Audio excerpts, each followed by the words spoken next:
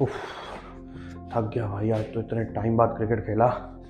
उफ, finally the thing you need the most when you are tired, water. भाई कसम से जन्नत का एहसास कराता है यार ये पानी।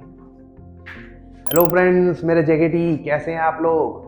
तो यार ये फील तो आपको भी आती होगी जब आप बहुत ज़्यादा थक के आते हो यार और पानी मिलता है आपको, जन्नत का एहसास होता है कि नहीं होता? या फिर गर्मी से आते हो, एसी के आगे बैठते हो, या बहुत ठंड होती है तो हीटर के आगे बैठते हो, या कोई आप बोर हो रहे होते हो तो मूवी देखते हो टीवी में, ये वो एक्सेट्रा एक्सेट्रा एक्सेट्रा। कितनी फैसिलिटीज से सराउंडेड हो यार आप लोग कितने लकी हो। लेकिन ऑन दी अदर हैंड यही हम किसी रूरल एरिया में चले जाओ, किसी गाँव में चले जाएं, तो आज भी कहीं ऐसे गाँव हैं जहाँ पर बिजली नहीं आती है, आज भी कहीं ऐसे गाँव हैं जहाँ पर पानी अच्छा नहीं आता है, आज भी कहीं ऐसे गाँव हैं जहाँ पर औरतों को, आदमियों को दूर दूर तक पानी भरने के लिए जाना पड़ता है।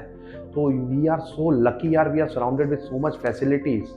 तो आज की हमारी बोर्ड बूस्टर का टॉपिक ही यही है कि आज हम रूरल एरियाज के बारे में पढ़ेंगे, जहां पर हमें पता है कि भैया majority of India population live in rural area, और जब तक इनकी डेवलपमेंट नहीं होगी तो जो ये आपके आसपास आपको मॉल बनते दिख रहे हैं, स्कूल बनते दिख रहे हैं, रोड्स बनते दिख रहे हैं, हॉस्पिटल बनते दिख रहे हैं, और आपको लग रहा है कि हमारा देश प्रगति पे है, it is on the path of development, I am sorry to say it is not on the path of development unless and until ये रूरल एरियाज हमारे डेवलप होंगे अच्छे से। तो जल्दी से मेरे साथ मेरी गाड़ी में बैठिए, हम रूरल एरियाज का भ्रमण करके आएंगे और देखेंगे कहाँ कहाँ कैसे कैसे हम उनकी तरक्की कर सकते हैं। लेकिन इस गाड़ी का दरवाजा तभी खुलेगा जब आप एक मंत्र बोलोगे जिसका नाम है, जी हाँ, दिमाग से निकाल दो बहाना और बजा दो गाना। एडू कैप्टन के साथ अपने सपने साकार करे, बोर्ड्स हो या सीयूईटी हम आपके साथ चले, स्टेप बाय स्टेप हम आपको करे गाइड, टॉपर्स की गिनती में आप अपने नाम रहे, मजा भी पढ़ाई भी ये बोर्ड बूस्टर, कोई वजह नहीं भाई से ना नो तू कर, तुम भी टॉप कर विद एडू कैप्टन है। चलिए मेरे जेकेटी, अब गाड़ी पे हम चलते हैं हमारे रूरल इंडिया की जर्नी पे। तो भैया अपनी गाड़ी की पेटी बांध लीजिए, क्योंकि ये सफर जो है ऊबड़ खाबड़ हो सकता है, क्योंकि हमें पता है भैया रूरल डेवलपमेंट इतनी हो ही नहीं रखी है, तो सड़कें भी तो खराब होंगी ना मेरी जान। तो ध्यान से सुनिएगा। तो सबसे पहले हम समझते हैं कि भैया रियल प्रोग्रेस इंडिया की कहाँ छुपी हुई है। तो real progress of India is possible only when rural areas and rural people are developed. क्यों? क्योंकि भैया हमें पता है majority of India population live in rural areas, तो इसलिए जब तक वो डेवलप नहीं होंगे हम ये नहीं कह सकते कि ओवरऑल इंडिया की डेवलपमेंट हो रही है। हमने ये हमारे इंडियन इकोनॉमी 1950-1990 में पढ़ा था कि जब 5 ईयर प्लानिंग के हमने ऑब्जेक्टिव सेट करे थे, तो उसमें ऑब्जेक्टिव था ग्रोथ का, और उसके साथ दूसरा ऑब्जेक्टिव था इक्विटी। तो वो ग्रोथ जब इक्विटेबली सब एंजॉय नहीं करेंगे तो एक्चुअली में वो ग्रोथ नहीं है। तो रूरल डेवलपमेंट का मतलब क्या होता है? Rural development refers to continuous comprehensive socio economic process. ओ हो इतने भारी वर्ड, कोई नहीं मैं इजी लैंग्वेज में समझाता हूँ, ठीक है। तो बेसिकली वो इजी शब्दों में यही कहना चाहता है आपको कि जो कॉन्टिन्यूअस ग्रोथ होती है हमारी कंट्री में, that should be enjoyed by the rural people also. उनकी लाइफ भी हमें ऑल एस्पेक्ट्स में, सारे एस्पेक्ट्स, ठीक है, ये नहीं कि सिर्फ स्कूल बना दिया या हॉस्पिटल, सारे एस्पेक्ट्स में हमें उनकी लाइफ को इम्प्रूव करना है, उनकी सोशल लाइफ को भी, इकोनॉमिकली पैसा कमाने का जरिया भी, ठीक है जी। तो areas that need fresh initiatives for development are, rural India में कैसे कैसे एरियाज को, कौन कौन से एरियाज को कैसी कैसी डेवलपमेंट की जरूरत है। सबसे पहले तो भैया ह्यूमन रिसोर्सेज को, वहाँ के लोगों के पास इतनी स्किल्स नहीं होती है, भाई बचपन से खेती करते आते हैं तो उनके पास ज़्यादा स्किल्स नहीं है, तो वहाँ पर लिटरेसी हमें डालनी है, हमें अच्छी फैसिलिटीज देनी है हेल्थ की, ठीक है। उसके अलावा हमें इंफ्रास्ट्रक्चर, जैसे मैंने बोला भैया सफर जो है वो ऊबड़ खाबड़ होगा, तो क्यों? क्योंकि रोड्स खराब हैं, तो इलेक्ट्रिसिटी नहीं है, इरिगेशन नहीं है, क्रेडिट ट्रांसपोर्टेशन फैसिलिटीज नहीं है, एक्सेट्रा एक्सेट्रा एक्सेट्रा। तो ये सारी डेवलप करने की जरूरत है। उसके अलावा लैंड रिफॉर्म्स की बहुत ज्यादा जरूरत है। ये हमने पहले भी पढ़ा था कि भैया हमारा जब वो लैंड रिफॉर्म सिस्टम हुआ था, लैंड सेटलमेंट सिस्टम हुआ था, तो कई ऐसे जमींदार ने जिन्होंने लूप होल निकाल लिए थे लॉ में और अपने पास लैंड रिटेन कर लिया था, तो आज भी एक्सप्लॉयटेशन होती है जो पुअर फार्मर्स होते हैं। तो इसलिए हमें जरूरत है कि उनकी एक्सप्लॉयटेशन को हम एलिमिनेट करें, रिड्यूस करें। उसके बाद जो हमारा गोल था लैंड टू टिलर, जो एक्चुअली में जाके लैंड को चलाते हैं, वहां पर टिल करते हैं, तो वहां पर बेसिकली उनके पास मेन लैंड होना चाहिए, तभी एक्चुअली में उनकी ग्रोथ होगी। उसके अलावा पॉवर्टी बहुत है रूरल इंडिया में, बहुत गरीबी है, उसको एलिवेट करना है, उठाना है हमें। और उसके अलावा डेवलपमेंट ऑफ प्रोडक्टिव रिसोर्सेज, वहां पर इतने प्रोडक्टिव रिसोर्सेज नहीं है, ले देकर एग्रीकल्चर ही है। तो ये सारे हमारे एरियाज हैं जहां पर डेवलपमेंट करने की बहुत ज्यादा जरूरत है। उसके अलावा आता है रूरल क्रेडिट। अब रूरल क्रेडिट क्यों जरूरत है? क्रेडिट का मतलब हम सबको पता है उधार, ठीक है जी। तो रूरल में एरियाज में इतनी क्रेडिट फैसिलिटीज नहीं है। आप चले जाओ, अभी आपको कॉल भी आ रहा होगा क्रेडिट कार्ड वालों का, या जी आपका पर्सनल लोन सैंक्शन हो रखा है, आप अप्लाई कर सकते हैं, इतनी लिमिट ये वो एक्सेट्रा एक्सेट्रा। देखो पीछे पड़ जाते हैं क्रेडिट कार्ड वाले जो परेशान करने के लिए, लेकिन रूरल एरियाज में क्रेडिट ही नहीं है, ठीक है। तो फार्मर्स को बहुत ज्यादा जरूरत होती है क्रेडिट की, वो आपके ऑक्यूपेशन के लिए भी होती है, और उसके अलावा उनको पर्सनल नीड्स की भी बहुत ज्यादा जरूरत होती है, ठीक है। तो इसीलिए फार्मर्स जो है वो टू पर्पस के लिए लेते हैं, एक प्रोडक्टिव एग्रीकल्चर, सीड्स, फर्टिलाइजर्स ये सब खरीदने के लिए, उसके अलावा अनप्रोडक्टिव पर्पस इसके लिए, लाइक रिलीजियस पर्पस हो गया, कोई फेस्टिवल मनाना है, उसके अलावा सेटलिंग ओल्ड डेट्स, पुराने डेट्स चुकाने हैं, या फिर सपोर्टिंग फैमिली, घर में किसी की शादी आ जाए, etcetera. Sources of rural credit. अब सोर्सेज ऑफ रूरल क्रेडिट में दो टाइप के सोर्सेज होते हैं। एक होते हैं इंस्टीट्यूशनल सोर्सेज। इंस्टीट्यूशनल सोर्सेज में क्या होता है, ये थोड़ा formalised way of rural credit है, जैसे कोऑपरेटिव क्रेडिट होता है, आपस में कुछ लोग मदद, एक दूसरे मेंबर ग्रुप की मदद करते हैं, हमें पता है कोऑपरेटिव्स क्या होते हैं। उसके बाद लैंड डेवलपमेंट बैंक्स हैं, कमर्शियल बैंक्स हैं, रीजनल रूरल बैंक्स हैं, गवर्नमेंट है, NABARD and self help groups है। ये सब आप छोटी क्लास में पहले पढ़ के आ चुके हो। उसके अलावा नॉन इंस्टीट्यूशनल सोर्सेज, इनके ऑब्जेक्टिव्स क्या होते हैं? Non institutionally non formal type होता है, जो आपके मनी लेंडर्स हो गए, रिलेटिव से ले लिया, ट्रेडर्स से ले लिया, रिच लैंडलॉर्ड से ले लिया, एक्सेट्रा। लेकिन ये इसका एक बहुत बड़ा लूप होल, डीमेरिट ये है कि भैया इससे ना ये काफी ज्यादा एक्सप्लॉयटेशन हो जाती है उसकी, फार्मर की। तो non institutional exploited the farmers by charging high rate. उसके अलावा manipulation of accounts and unfavourable conditions. And so major change occurred after 1969, ये ईयर याद रखना, 1969, when institutional credit approach came into existence. तो रूरल एरियाज में institutional credit, institutional sources वाली जो approach थी वो 1969 के बाद अपनाई गई थी। तो अब पढ़ते हैं हम नबार्ड क्या होता है। NABARD is basically the short form of national bank for agriculture and rural development. ये एक ऐसी एपेक्स बॉडी है जो सारे इंस्टीट्यूशनल फाइनेंशियल सोर्सेस को कोऑर्डिनेट करती है, उनको रेगुलेट करती है, और इसका ऑब्जेक्टिव क्या है? To promote health and strength of credit institution like cooperatives, commercial bank, RRBs, regional rural banks, etcetera. They also provide finance to non-farm sector. Non-farm sector, farming से हटकर भी कुछ करवाना है हमें रूरल पीपल से, तब जाकर ना उनको थ्रू आउट द ईयर जो है वो इनकम मिल पाएगी, क्योंकि farming is very risky business और थ्रू आउट द ईयर उसमें एम्प्लॉयमेंट चाहिए भी नहीं होती। तो to promote integrated rural development and prosperity of backward rural areas, ठीक है। तो अगले वाले पे आते हैं, SHG, सेल्फ हेल्प ग्रुप्स। हम सब पढ़ के आए हैं कि एक ग्रुप बना लेते हैं, फिर एक दूसरे की मदद करते हैं। तो self help group, bank linkages programme for micro finance. तो पूरा रूरल हाउस होल्ड जो होते हैं वो बैंक फैसिलिटीज इतनी अवेल नहीं कर पा सकते, क्योंकि उनके पास कोई सिक्योरिटी, कोई एसेट नहीं है ना भैया, गिरवी क्या रखवाएंगे। तो इसीलिए वो SHG की हेल्प लेते हैं। SHG क्या होता है? जो रूरल पुअर होते हैं वो आपस में एक ग्रुप बना लेते हैं, थोड़ा थोड़ा पैसा सारे डाल के मेंबर्स की हेल्प करते हैं। तो pooled money from members is given to the needy member at reasonable rate. SHGs have helped in women empowerment. Women empowerment में बहुत हेल्प करी है कि वुमेन जो बिजनेस करना चाहती हैं छोटा मोटा, तो वो ऐसे ही SHGs की हेल्प लेकर वो बिजनेस कर लेती हैं। अब प्रॉब्लम्स क्या थी रूरल बैंकिंग में, ये जो अभी हमने पढ़ा, इन सब में प्रॉब्लम क्या है कि भैया ये सबसे पहले तो इनसफिशियंसी है, इतने तो है ही नहीं है, बहुत ही गिने चुने रूरल एरियाज में है। उसके बाद इनएडिक्वेट कवरेज, कवरेज भी अच्छी नहीं है इनकी, ज्यादा गांव को, ज्यादा पॉपुलेशन को ये कवर नहीं कर पाए हैं। इनएडिक्वेट अमाउंट ऑफ सैंक्शन, सैंक्शन जो होता है वो इनएडिक्वेट होता है कि जितना फार्मर्स को जरूरत है उतना देंगे ही नहीं कभी भी। उसके बाद लेस अटेंशन टू पुअर और मार्जिनल फार्मर्स, क्योंकि उनके पास सिक्योरिटी नहीं होती तो उनको ज्यादा वो भाव भी नहीं देते हैं। एंड ग्रोइंग ओवर ड्यू, तो फार्मर्स जो है वो नॉर्मली रीपे भी नहीं कर पाते, तो वो बैंक जो है NPA, नॉन परफॉर्मिंग एसेट बनते जा रहे हैं ये सारे, ठीक है। तो एक स्पेशल मेंशन है तनवा का, TANWA, which stand for Tamil Nadu women in agriculture. ये क्या करता है? ये एक ऐसा ग्रुप है जो वुमेन को ट्रेन करता है लेटेस्ट एग्रीकल्चरल टेक्निक्स में, और वुमेन को इंड्यूस करता है कि वो एग्रीकल्चर एक्टिविटीज में पार्ट ले और फैमिली इनकम में अपना कॉन्ट्रीब्यूशन दे। तो farm women group function like SHG, तो ये SHG की तरह काम करते हैं, ठीक है। तो आपने देखा अभी तक कि यार कितना बड़ा वो नॉन, मतलब उनके पास फैसिलिटीज ही नहीं है यार रूरल एरिया में। मेन बेसिक पैसों की जरूरत होती है, कोई भी बिजनेस स्टार्ट करना, कुछ भी करना, और वो ही नहीं है उनके पास। अब चलते हैं कि भैया जिनके पास है और जो थोड़ी बहुत फार्मिंग करके प्रोडक्शन कर लेते हैं, लेकिन उनके पास ना बेचने की टेक्निक नहीं है, क्योंकि भैया बनाना अलग होता है और उसको बेचना अलग होता है। तो इसीलिए अब हम पढ़ेंगे एएमएस, एग्रीकल्चरल मार्केटिंग सिस्टम। अब ये क्या होता है, ये एक पूरा प्रोसेस होता है जिसमें असेंबलिंग कैसे असेंबल करें, कैसे स्टोर करें अपना जो क्रॉप्स हैं, उसके अलावा process, transportation from one place to another, packaging अच्छी होनी चाहिए, ग्रेडिंग, डिस्ट्रीब्यूशन एक्सेट्रा। तो मार्केटिंग में हर एक चीज आ जाती है, वो सारी एक्टिविटीज आ जाती है जो फार्मर्स को उनका क्रॉप बेचने में हेल्प करती है, कोई भी ऐसी चीज बेचने में हेल्प करती है। लेकिन अगेन फार्मर्स को इससे बड़ी प्रॉब्लम फेस करनी पड़ी, जैसे बिग ट्रेडर्स ने वो मैन्युपुलेट करते हैं उन्हें कि भैया अगर तू अपना मुझे दे दे इतने से पैसे में, अगर नहीं देगा तो भैया तेरा तो भाई नुकसान ही हो जाना है, कहाँ लेकर जाएगा, तेरे पास स्टोरेज फैसिलिटी भी नहीं है। उनके पास मार्केट इंफॉर्मेशन भी नहीं होती कि क्या डिमांड है उनकी क्रॉप की, क्या नहीं है, तो एक्सप्लॉयटेशन बढ़ जाती है। स्टोरेज फैसिलिटी ना होने से तो और एक्सप्लॉयटेशन होती है, जैसे कि 10% ऑफ गुड्स जो है वो वेस्ट हो जाते हैं सिर्फ इसी रीजन से कि अच्छी स्टोरेज नहीं मिल पाती उनको।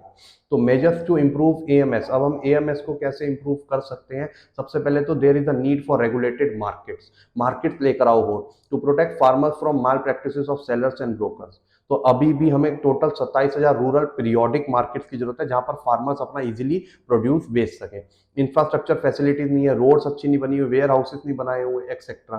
कोऑपरेटिव मार्केटिंग की जरूरत है। कोऑपरेटिव मार्केटिंग में एक बहुत इंपॉर्टेंट चीज आती है जिसका नाम होता है ऑपरेशन फ्लड। ऑपरेशन फ्लड क्या हुआ था, ऑपरेशन फ्लड में बेसिकली मार्केटिंग सोसाइटीज बनाई गई थी to sell the output. Milk mainly था वो बेचने के लिए, जैसे अमूल का आपने नाम सुना होगा, वो कोऑपरेटिव सोसाइटी की तरह चली थी जहां पर कई सारे लोग जो मिल्क प्रोड्यूस करते थे वो अपना मिल्क पूल कर देते थे, ठीक है। और क्योंकि अब इकलौता जो सेलर होता है उसके पास इतनी बार्गेनिंग पावर्स नहीं होती, तो उन सब का कलेक्टिव हो गया ना, तो उनकी बार्गेनिंग पावर बढ़ गई, तो वो अच्छे दाम पे बेच सकते थे उसको, फिर आपस में प्रॉफिट डिस्ट्रीब्यूट कर देते। तो इसको बोलते थे milk cooperatives of from Gujarat, जो कि ऑपरेशन फ्लड, उससे प्रोडक्टिविटी इतनी बढ़ गई थी मिल्क की कि काइंड ऑफ कह सकते हैं कि मिल्क की फ्लड आ गई थी।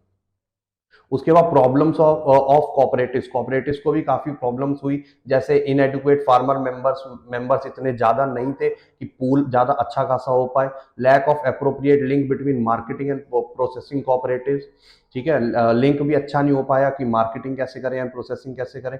और फाइनेंशियल मैनेजमेंट भी उनकी अच्छी नहीं थी। तो डिफरेंट पॉलिसी इंस्ट्रूमेंट्स भी निकाले जा सकते हैं for AMS, agricultural marketing system, जैसे कि एमएसपी जैसे होता है, मिनिमम सपोर्ट प्राइस। आपको याद होगा इस पे कितना बवाल हुआ था, फार्मर्स प्रोटेस्ट पे चले गए क्योंकि एमएसपी हटा दिया गया था, लेकिन वापस आ गया। तो ये एमएसपी, मिनिमम सपोर्ट प्राइस, की भाई फार्मर्स को इतना मिलेगा ही मिलेगा उनके क्रॉप का, उनके प्रोड्यूस का। उसके बाद maintenance of buffer stock. Buffer stock क्या होता है कि जिस ईयर में सरप्लस प्रोडक्शन हुई हो तो उसमें अच्छी स्टोरेज कर लो जितना भी सरप्लस है, ताकि जिसमें डेफिसिट हो, जिस ईयर में अच्छी क्रॉप प्रोडक्शन ना हुई हो तो उसमें यूज कर सके, और या फिर फ्लड्स और इन जगहों पे अच्छे से हम यूज कर सकें, और प्राइस मेंटेन्ड भी रहे, स्टेबल भी रहे। उसके बाद पीडीएस जो होता है, public distribution system, ration shops के थ्रू हम पुअर लोगों में डिस्ट्रीब्यूट कर सके। तो despite after this agricultural market still dominated by private traders and only 10% of agriculture is handled by government and cooperative agencies। तो ये सारी स्कीम जो है ना, ये पेपर तक रह जाती हैं, इनका इम्प्लीमेंटेशन अच्छा नहीं हो पाता। तो भैया इम्प्लीमेंटेशन हमें अच्छा करना है। अब ये जो स्कीम्स बना रहे हैं ये दिमाग वाले बना रहे हैं, पढ़े लिखे बना रहे हैं, लेकिन इनको इम्प्लीमेंट करवाते कोई हो रहे हैं, तो वो इम्प्लीमेंटेशन ही नहीं हो रही है। तो भैया आप भी ऐसे पढ़िए लिखिए अच्छे से, जैसे स्वदेश मूवी में शाहरुख खान अच्छा पढ़ के आता है और अपने गाँव में बिजली लाता है। भैया आप भी ऐसे पढ़ो ना, और नहीं समझ आ रहा कि कहाँ पढ़े, कैसे पढ़े, कौन से करियर में जाएं, तो भैया देखो ना यूट्यूब पे know your career videos, edu captain के चैनल पे। बना किसके ले रहे हैं, हम अपने लिए थोड़ा ना बना रहे हैं, आपके लिए बनाए। तो जाओ भैया फैसिलिटी का लाभ उठाओ ना जब मिली हुई है यार। तो moving on, emerging alternate marketing channels. कई ऐसे ऑल्टरनेट मार्केटिंग चैनल्स आ रहे हैं जहां पर अपना प्रोड्यूस फार्मर्स इजीली बेच सकते हैं, जैसे फार्मर मार्केट्स ओरिजिनेट हो रही हैं, जहां पर क्या हो रहा है कि फार्मर्स डायरेक्टली कंज्यूमर्स को बेच सकते हैं, मिडलमैन को एलिमिनेट करके, ताकि उनकी एक्सप्लॉयटेशन कम हो जाए। फ्यू एग्जांपल्स क्या है भैया, अपना मंडी इन पंजाब है, हरियाणा है, राजस्थान है, हदसपर मंडी इन पुणे है, एक्सेट्रा एक्सेट्रा एक्सेट्रा। उसके अलावा alliance with national and multinational company, कई फार्मर्स के साथ एमएनसीज ने या नेशनल कंपनीज ने अलायंस कर लिया, खासकर ऐसी रेस्टोरेंट वाली कंपनीज ने, बेवरेजेस वाली कंपनी में, कि आप अपना प्रोड्यूस हमें दो डायरेक्टली, बल्कि कंपनीज क्या करती हैं खुद ही रॉ मटेरियल्स और इनपुट्स दे देती हैं अच्छी क्वालिटी का, ताकि उनका प्रोड्यूस भी अच्छा है, और उनके साथ एक कॉन्ट्रैक्ट कर देती है कि इतना आप हर साल हमें पहुंचा देना, आपको रॉ मटेरियल्स मिल जाएंगे एंड एक्सेट्रा एक्सेट्रा एक्सेट्रा, जिससे फार्मर्स की काफी हेल्प होती है। तो ये था आपका अभी तक का रूरल एरियाज का एएमएस। अब आते हैं डाइवर्सिफिकेशन ऑफ एग्रीकल्चरल एक्टिविटीज। अब डाइवर्सिफिकेशन ऑफ एग्रीकल्चर एक्टिविटीज का कि भैया फार्मर्स को फार्मिंग के अलावा भी कुछ और दिखाओ, रूरल पीपल को कुछ और दिखाओ। जो जरूरी नहीं है कि लैंड है तो भैया खेती कर दो, और वही सारी चीजें हो सकती हैं, जैसे कि need for diversification arise because greater risk in depending upon exclusively on farming. Farming पे बड़ा रिस्क है भैया, बारिश नहीं हुई, फसल खराब, ये वो एक्सेट्रा। ठीक है, तो बेनिफिट्स ऑफ डाइवर्सिफिकेशन, क्योंकि ज्यादातर इंप्लॉयमेंट जो फार्मिंग में चाहिए वो ज्यादातर खारिफ सीजन में चाहिए, तो उसके अलावा वो थ्रू आउट द ईयर इतनी इंप्लॉयमेंट नहीं है, तो इसलिए वो खाली बैठे रहते हैं। तो to provide supplementary gainful employment, जिनसे उनकी इनकम हाई हो जाती है। तो टाइप्स ऑफ डाइवर्सिफिकेशन क्या है? एक तो है भैया क्रॉप प्रोडक्शन की, क्रॉप करने का, उनकी फार्मिंग करने का पैटर्न ही चेंज कर दो। ठीक है, जैसे सिंगल क्रॉपिंग की एक क्रॉप उगाते हो, उससे अच्छा है कि एक ही लैंड पे डिफरेंट डिफरेंट क्रॉप्स उगाओ। सब्सिस्टेंस फार्मिंग के अलावा, सब्सिस्टेंस फार्मिंग अभी भी डोमिनेट करता है। सब्सिस्टेंस फार्मिंग क्या होता है कि सिर्फ अपने लिए, जितना हमारे परिवार को चाहिए सिर्फ उतना क्रॉप्स उगाना, नहीं भैया, मार्केटेड सरप्लस इतना उगाओ कि भाई मार्केट में बेच सको। एंड उसके बाद प्रोडक्टिव एक्टिविटीज में भी हम शिफ्ट करवा सकते हैं, लाइक एग्रो प्रोसेसिंग इंडस्ट्रीज होती हैं, फूड प्रोसेसिंग इंडस्ट्रीज है, लेदर इंडस्ट्री है, टूरिज्म है, एक्सेट्रा। तो बड़ी ऐसी चीजें हैं जो एग्रीकल्चर से हटके भी है। तो अब हमने यही non farm areas of employment पढ़ना है, ये क्रॉप्स एंड ऑल के अलावा। सबसे पहला आता है आपका एनिमल हस्बेंड्री। एनिमल हस्बेंड्री का मतलब क्या होता है कि भैया ये लाइफ स्टॉक की फार्मिंग करना, ब्रीडिंग करवाना, उनकी रियरिंग केयरिंग करना, like cattle, goats and fowls etcetera. तो हमें पता है कि ये हमारे लिए कितने बेनिफिशियल होते हैं। India one of the largest life stock, सबसे ज्यादा गाय भैंस बकरियां ये सब हमें मिल जाती हैं यहाँ पर। तो इंडिया के पास लार्जेस्ट स्टॉक है इस चीज का, तो हम इसका फायदा उठा सकते हैं। पोल्ट्री अकाउंट्स फॉर 58% इंडिया में। तो पोल्ट्री फार्मिंग हमें पता है कितना इंपॉर्टेंट है यहाँ पर, दूध दही ये सब हम जब तक नहीं होगा तो भैया लाइफ कैसे चलेगी। उसके बाद डेयरिंग। डेयरिंग में क्या होता है? Breeding, raising and utilisation of dairy animals, specially जो डेयरी एनिमल्स होते हैं, ठीक है जी, काऊ हो गए, गोट हो गए, जिनसे हमें वो सब मिल सकता है, दूध एंड ऑल ये सब। तो इसमें क्या हुआ था? ऑपरेशन फ्लड, जैसे मैंने पहले मेंशन किया था, white revolution started by national dairy development board NDDB. कब स्टार्ट किया था? 1970 under under doctor Verghese Kurien to create nation wide milk grid. एक ग्रिड बना दी भैया मिल्क, क्योंकि इतना मिल्क होगा कि भैया कहने की बात नहीं। Milk is pooled by different farmer, ये सब मैं आपको पहले ही बता चुका हूँ। तो meat, egg, wool and other by products are emerging. तो और चीजें आ रही है मिल्क के अलावा। उसके अलावा अगला ऑक्यूपेशन होता है फिशरीज। फिशरीज कैचिंग फिश, जो भी ऐसे रूरल एरिया जो पानी के पास रहते हैं, वाटर बॉडी के पास रहते हैं, जहाँ पर फिश मिल सकती है, तो उनके लिए बहुत अच्छा एक ये सोर्स ऑफ ऑक्यूपेशन है। तो जो फिशरी कम्युनिटी होती है वो वाटर को एज अ मदर बोलती है। 65% कम्स फ्रॉम इनलैंड सोर्सेज और 36% जो है सीज एंड ओशियन से आती है। टोटल फिश प्रोडक्शन है 0.8% ऑफ टोटल जीडीपी। तो प्रॉब्लम्स इन फिशिंग क्या है भैया? सबसे पहले तो अंडर एम्प्लॉयमेंट बहुत हो रखी है, ज्यादा बंदों की जरूरत है लेकिन इतने काम नहीं कर रहे हैं। लो पर कैपिटा अर्निंग, इतनी पर बंदा अर्निंग इतनी अच्छी नहीं होती है। Absence of labour and high illiteracy rate and indebtedness, उधार उधार बहुत हो गए। तो अगले वाले पे चलते हैं जिसका नाम है हॉर्टिकल्चर। भैया हॉट हॉट अच्छे अच्छे सुंदर सुंदर प्लांट्स, ये वो। अब हमें पता है फ्रेगनेंसेज, मेडिकल कहाँ कहाँ यूज होते हैं। तो साइंस और art of cultivating fruits, vegetables, tuber crops, flowers, medicinal and aromatic plant, spices and plantation crops. Contribution 6% of GDP and 1/3 of total value of agricultural output. तो भैया 1/3 ऑफ टोटल एग्रीकल्चर हॉर्टिकल्चर पे होता है। India का second largest producing vegetables and fruit, India जो है वो second largest है जहाँ पर वेजिटेबल्स एंड फ्रूट्स उगाए जाते हैं। तो फ्लावर हार्वेस्टिंग हो गया, नर्सरी मेंटेनेंस हो गया, hybrid seed production and tissue culture, propagation of fruits, flowers and food processing, ये सब होता है आपके हॉर्टिकल्चर में। And the last one is IT. IT, हमें ये आईटी इंफॉर्मेशन टेक्नोलॉजी को गांव तक भी लेकर जाना होगा। तो information technology branch of engineering deals with use of computers and telecommunication to retrieve and store and transmit information communication में बहुत हेल्प करता है। Through IT government can see food insecurity areas. IT से हम इजीली देख सकते हैं इस जो ये एरिया ये फूड इनसिक्योर रहता है, यहाँ पर फूड की कमी रहती है, तो वो पहले ही सारे स्टेप्स ले सकती है। Circulate information regarding emerging technologies and employment generation in rural area, तो IT can be very helpful for rural development. तो संसद आदर्श ग्राम योजना एक चलाई गई थी जिसमें एमपी, हर एक एमपी को, मेंबर ऑफ पार्लियामेंट को एक गांव आइडेंटिफाई करना था और उसको डेवलप करना था उसकी कॉन्स्टिट्यूएंसी में जो भी आता। अब हम चलते हैं sustainable development and organic farming. इससे पहले मैं बता दूं यार कि आप लोग कितने लकी हो भैया कि आपको इतनी अच्छी पढ़ाई और ये सब करने का मौका मिल पा रहा है।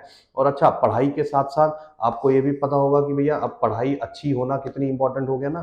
तो पढ़ाई के लिए आपके लिए एडू कैप्टन प्रीमियम कोर्सेज लेकर आ ही चुका है, आप लोग चेकआउट कर ही चुके हो पहली वीडियोस में, लेकिन अभी भी कई लोगों ने उसको सब्सक्राइब नहीं किया। मेरे भाई कर लो ना यार, आपके फायदे की बात कर रहा हूँ मैं। बहुत ही मिनिमल पैसों में आपको एक अच्छे टीचर्स, आप देख ही पा रहे हो, भूपिंदर सर हो गए, विश्वास सर हो गए, प्रिंस भैया की गाइडेंस हो गई, तो भैया आप देख ही पा रहे हो प्रीमियम कोर्सेज में कितना डिटेल में। नहीं है तो यार किसी से पूछ लो, जाकर रिव्यू ले लो अगर यकीन नहीं हो रहा। लेकिन यार जल्द से जल्द सब्सक्राइब करो ना यार, CUET का एग्जाम सर पर आ रहे हैं यार और तुमने अभी तक सब्सक्राइब नहीं किया। तो डू चेकआउट दोस कोर्सेज यार, बहुत ही कम प्राइस में अच्छी पढ़ाई लेनी है आपको, फैसिलिटी मिल रही है, ले लो, देख लो भैया, रूरल एरियाज में तो मिल नहीं पा रही है।